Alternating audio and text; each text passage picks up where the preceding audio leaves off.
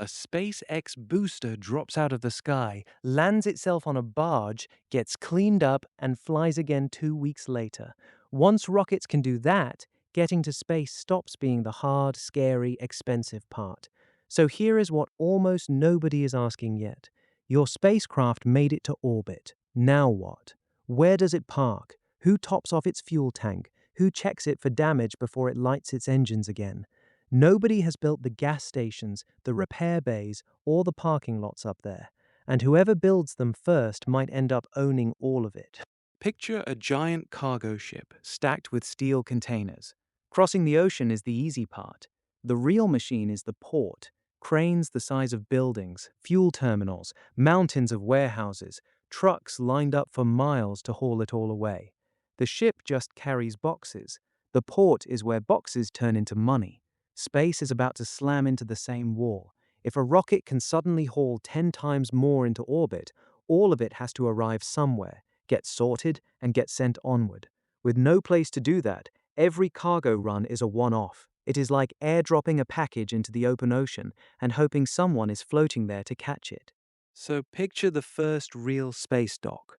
Not a gleaming sci-fi city, more like a truck stop bolted together in orbit. A spacecraft pulls up, latches on, and hands over its cargo. It plugs in for power. A robotic arm crawls along its hull, hunting for cracks and worn parts, the way a mechanic walks around your car.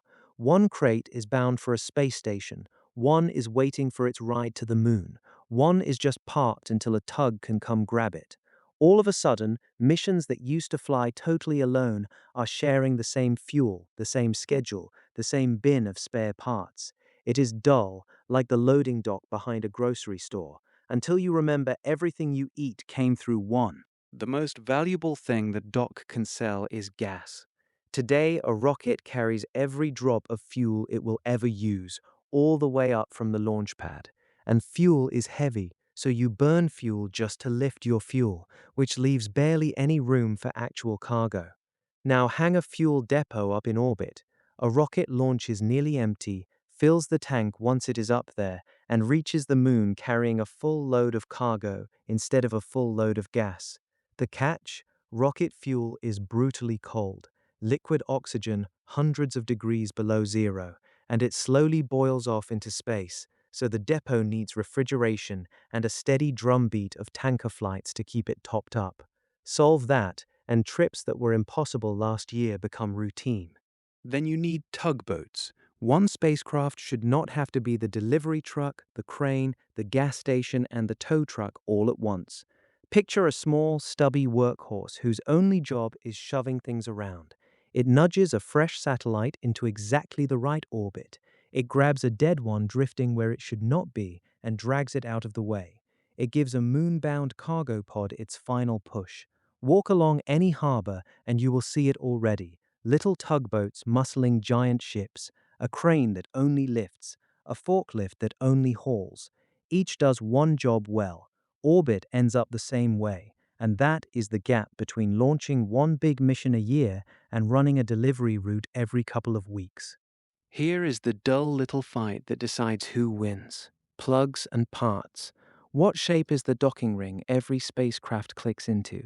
How big is a standard cargo box? Which fuel nozzle fits which tank?